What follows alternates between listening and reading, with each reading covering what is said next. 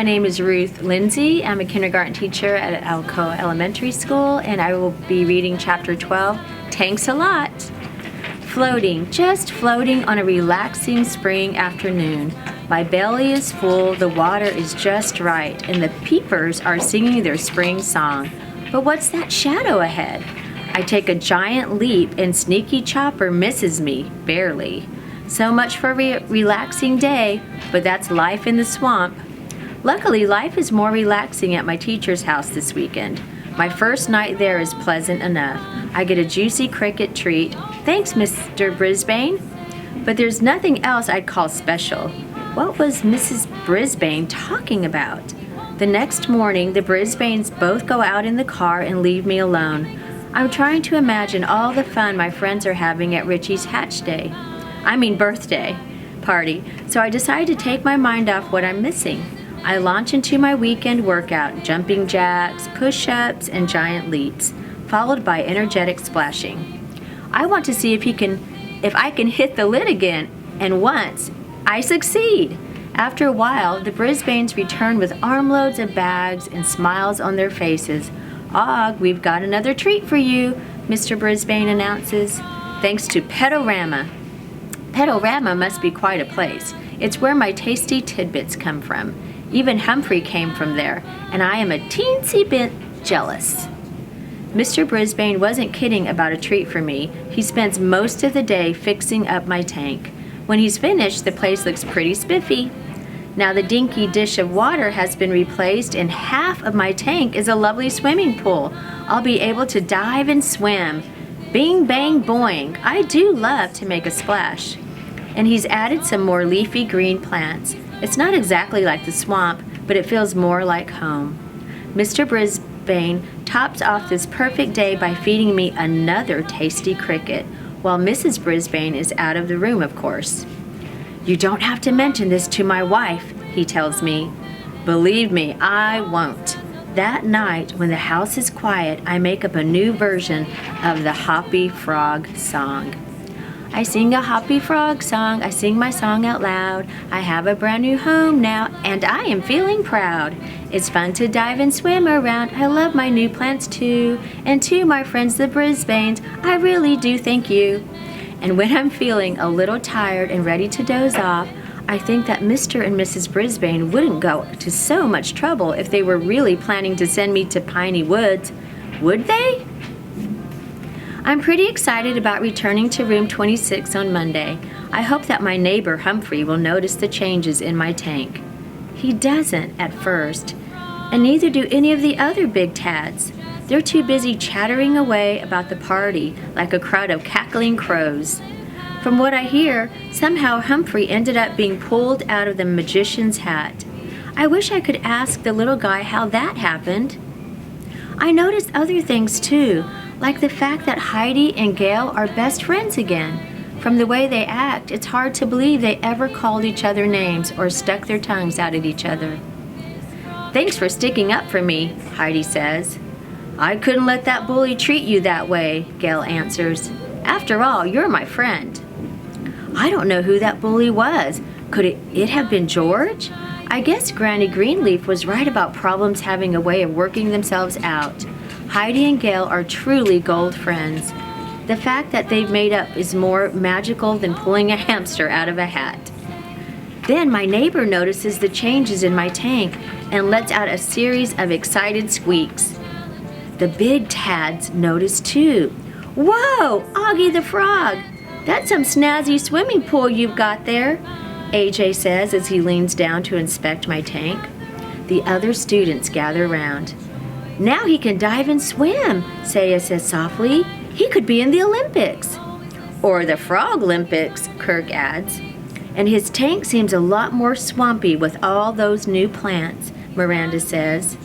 "I think he needs some furniture," Richie suggests, like a bed and a couch.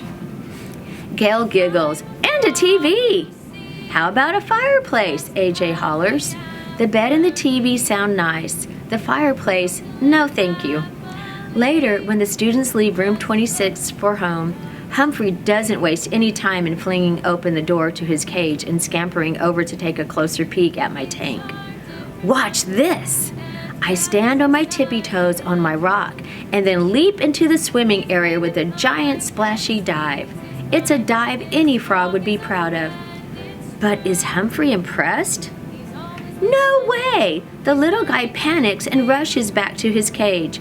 Oops! I forgot that hamsters shouldn't get wet. I'll try not to splash him in the future. I don't want to upset him. When Aldo comes in to clean, he has 2 surprises for me. One is a treat, a mealworm. Thanks, Aldo. He also notices my new and improved tank right away and thinks it's awesome. A frog like you deserves a swimming pool, he says. Now you can dive and leap as much as you want. Boing, boing, I agree. The second surprise is that he tells me he has applied to my college and was accepted. That's what the piece of paper was all about, and he turned it in. Humphrey here found out at the party, but I wanted you to know too, Og, he says. Way to go, I tell him, bouncing up and down on my rock. It's a happy celebration, something like a hatch day. I feel very contented for most of the week. I'm almost glad there are no more surprises. I can just think and float, doze, and just be. But on Thursday afternoon, suddenly Heidi shouts, "Look! Out the window! Look!" I hop up and down on my rock so I can get a good view. Curtains of fluffy white flakes are falling from the sky, and the ground is already getting white as well. It's snowing! Some of the students shout. I've seen a few white puffs fall from the sky before, but nothing like this. When it's cold enough for the white stuff, it's time for me to take a long, long nap. Boy, I've never seen it snow so hard in my whole life, Richie says. Neither have I. I've never appreciated the quiet beauty of snow piling up. In the past, I've slept right through it. My poor friends back in the swamp are probably sound asleep right now and missing this sight. There is something to be said for being a classroom pet. Regular meals, no enemies, and now snow! Mrs. Brisbane helps her students get bundled up at the end of the day. See you tomorrow, she tells us when she hurries out the door. That's what she always says, at least during the week. The little guy next door just sits in his cage staring out at the curtains of snow filling the empty parking lot. He looks and looks, but Aldo's car never arrives. Aldo never misses an evening of work. Maybe he's hibernating. Outside, the whole world is white. Who knew this could happen? There's nothing out there except snow, and more snow, very, very cold snow. All that cold snow makes me feel very, very sleepy. It snows a lot more all night, and the next day, no one shows up for class, not even Mrs. Brisbane. My little neighbor must have realized that nobody is coming to school because he flings open the door of his cage and stares out the window for a long, long time. I sleep quite a bit, but when the bell rings for recess or lunch, I wake up. With no big tads making noise, I quickly drop back to sleep. In the afternoon, I sleep more deeply, dreaming of the time that Jumpin' Jack and I played a game of leapfrog, hopping over each other, and Jack landed nose to nose with a hungry-looking raccoon. I've never seen a frog leap backwards so far and so fast.